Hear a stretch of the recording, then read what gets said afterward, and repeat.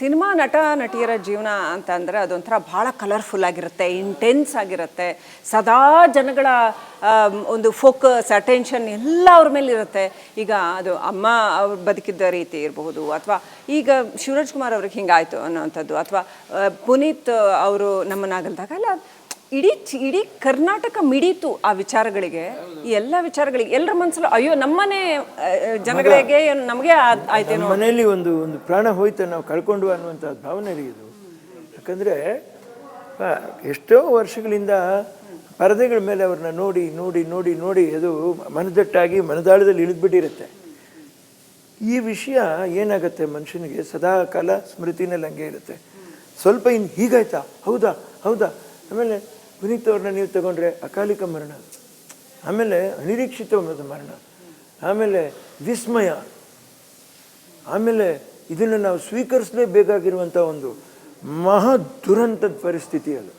ಅದು ನಾನು ಶಬ್ದಗಳೇ ಇಲ್ಲ ಅದನ್ನು ವರ್ಣನೆ ಮಾಡೋಕ್ಕೆ. ಅಂಥ ಕೆಟ್ಟ ದಿನದ ಆ ಒಂದು ವಾತಾವರಣನ ಅಯ್ಯೋ ದೇವ್ರೆ ದೇವ್ರೆ ದೇವ್ರೆ ಅಂಥ ಒಂದು ಪರಿಸ್ಥಿತಿ ನಾನು ನೋಡೋಕ್ಕಾಗಲ್ಲ. ನಾನು ಅದನ್ನೇ ಅದು ಹಾಡಿದಾಗ ನಾನು ಈ ದೇಹದಿಂದ ದೂರವಾದ ಏಕೆ ಆತ್ಮನೇ ಸಾವು ನ್ಯಾಯವೇ ಹೇಗೆ ಕೇಳಿದೆ ನಾನು. ಅಯ್ಯೋ ದೇವ್ರೆ, ಅದರಲ್ಲಿ ಒಂದು ಇದಿದೆ ಎಲ್ಲಿವರೆಗೂ ಅನ್ನಿಸ್ತು ಅಂದರೆ ಅದು ವಹಿಲೇಶ್ವರದಲ್ಲಿ ಸಾಹಿತ್ಯ ಬರೆದವ್ರಿಗೆ ನಾವು ಅದನ್ನ ದೊಡ್ಡ ನಮಸ್ಕಾರ ಹ್ಯಾಟ್ಸಪ್ ಹೇಳಬೇಕು.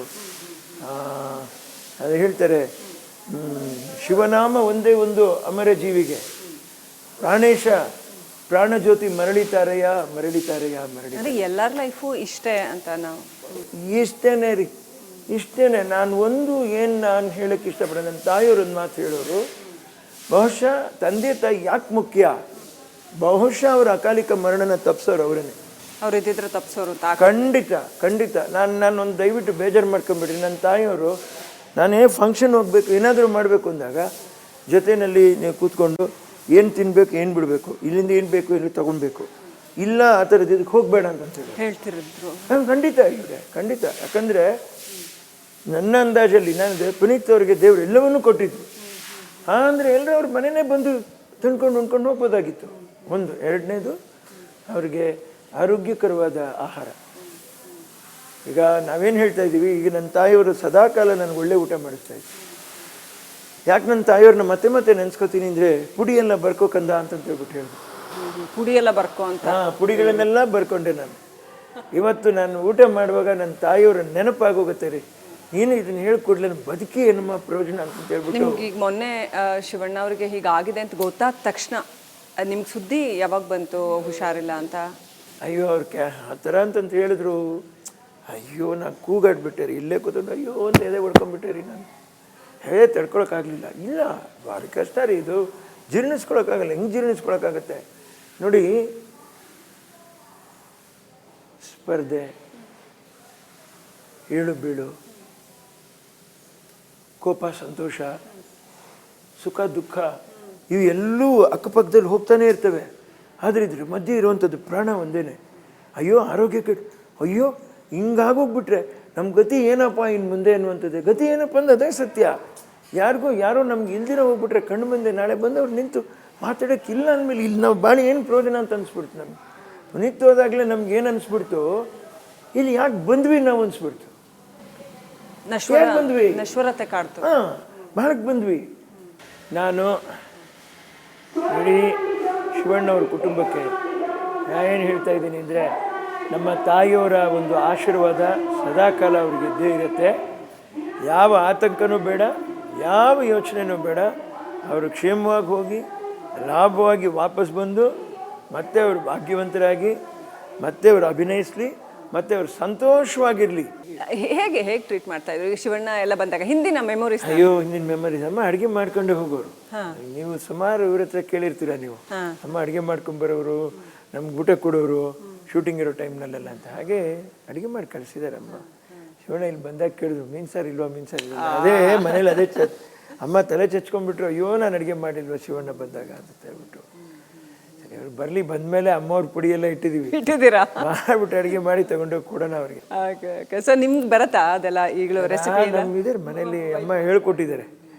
ಸರಿ, ಕೊನೆಯದಾಗಿ ವಿನೋದ್ ರಾಜ್ ಅವರೇ, ಕರ್ನಾಟಕದ ಜನತೆಗೆ ಸಿನಿಮಾ ವೀಕ್ಷಕರಿಗೆ ಕೆಲವರು ತುಂಬ ಗಂಭೀರವಾಗಿ, ಕೆಲವರು ಅಲ್ಲ ಹೆಚ್ಚಿನವರು ಸಿನಿಮಾ ರಂಗವನ್ನು, ಸಿನಿಮಾ ನಟ ನಟಿಯರನ್ನ ಭಾಳ ಗಂಭೀರವಾಗಿ ತಗೋತಾರೆ, ಸಿನಿಮಾಗಳನ್ನು ಭಾಳ ಗಂಭೀರವಾಗಿ ನೋಡ್ತಾರೆ.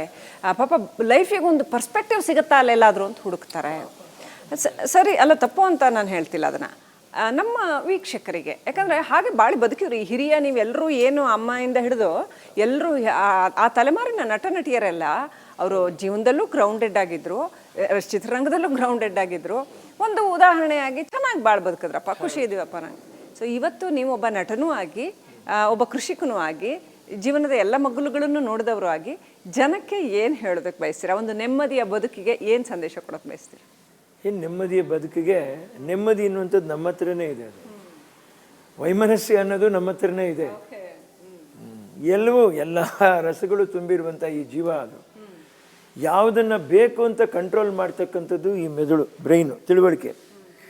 ನಾವು ತಿಳುವಳಿಕೆಗೆ ಕೆಲವೊಂದ್ಸರಿ ಸರ್ ವೈಮನಸ್ಸನ್ನ ನಾವು ಬಿಟ್ರು ನಮ್ಮನ್ನು ವೈಮನಸ್ಸೇ ಬಿಡಲ್ಲ. ಅದು ಮನಸ್ಸಲ್ಲಿ ಅದ್ರ ಕೆಲಸ ಅದು ಮಾಡ್ತಾ ಇರ್ತದೆ. ನಮ್ಮ ತಿಳುವಳಿಕೆ ಏನು ಮಾಡಬೇಕು, ಅದು ನೋಡಿದ ಕಮ್ಮಿ ಮಾಡಬೇಕು, ಕಮ್ಮಿ ಮಾಡಲೇಬೇಕು. ಅದು ಮಾಡಿಕೊಂಡು ಬ್ಯಾಲೆನ್ಸ್ ಮಾಡ್ಕೋಬೇಕು. ನಮ್ಮ ಮನಸ್ಸಿಗೆ ಹಿತವಾಗಿ ಯಾರು ಸ್ವಲ್ಪ ನಮ್ಗೆ ಸಿಗ್ತಾರೆ ಅಂತ ನಾವು ಹುಡುಕಬೇಕು.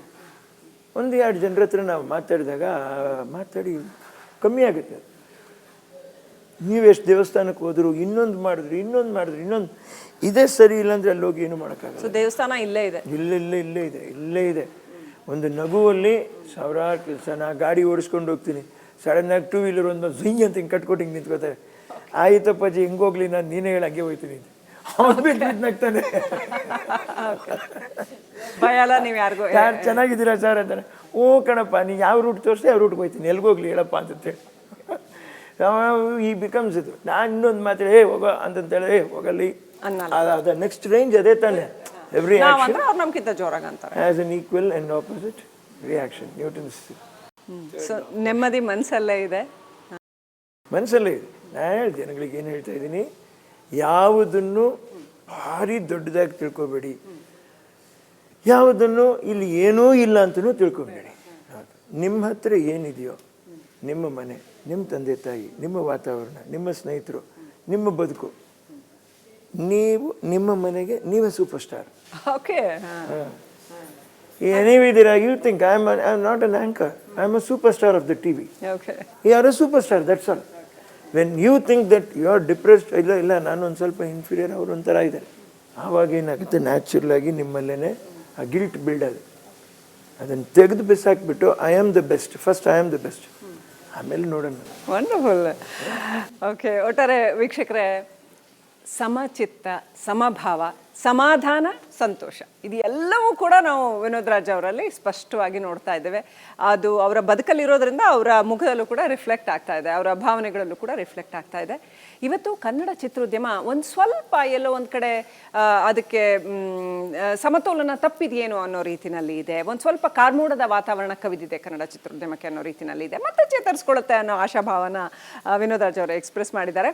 ಅದೇ ರೀತಿ ಶಿವಣ್ಣ ಅವ್ರಿಗೆ ಆದಷ್ಟು ಬೇಗ ಸಮಸ್ಯೆ, ಆರೋಗ್ಯ ಸಮಸ್ಯೆ ಎಲ್ಲ ಕ್ಲಿಯರ್ ಆಗಲಿ, ಮತ್ತೆ ಅವ್ರು ಬಂದೇ ಬರ್ತಾರೆ ಅನ್ನೋ ಆತ್ಮವಿಶ್ವಾಸವನ್ನು ಕೂಡ ವಿನೋದ್ ರಾಜ್ ಅವರು ವ್ಯಕ್ತಪಡಿಸಿದ್ದಾರೆ. ಅವ್ರು ಬರಲಿ, ನಾವು ಅಮ್ಮನ ರೆಸಿಪಿ ಎಲ್ಲ ತೆಗೆದು ಅವ್ರಿಗೆ ಮೀನು ಸಾರು, ಅಡುಗೆ ಎಲ್ಲ ಮಾಡಿ ಹಾಕ್ತೀವಿ ಅನ್ನೋದನ್ನು ಕೂಡ ಹೇಳಿದ್ದಾರೆ. ಅದೇ ರೀತಿಯಲ್ಲಿ ಅವರು ಆದಷ್ಟು ಬೇಗ ಚೇತರಿಸ್ಕೊಂಡು ನಮ್ಮೆಲ್ಲರ ಮಧ್ಯೆ ಬಂದು ಮತ್ತಷ್ಟು ಸಿನಿಮಾಗಳನ್ನು ಮತ್ತಷ್ಟು ಭರ್ಜರಿಯಾಗಿ ಮಾಡಲಿ ಅನ್ನೋಂಥ ವಿಶ್ವಾಸ ಕೂಡ ವ್ಯಕ್ತಪಡಿಸಿದ್ದಾರೆ. ಸೊ ಇದಾಗಿತ್ತು ಈ ಹೊತ್ತಿನ ವಿಶೇಷ. ನೋಡ್ತಾ ಇರಿ ರಿಪಬ್ಲಿಕ್ ಕನ್ನಡ, ಇದು ನಿಮ್ಮ ಧ್ವನಿ.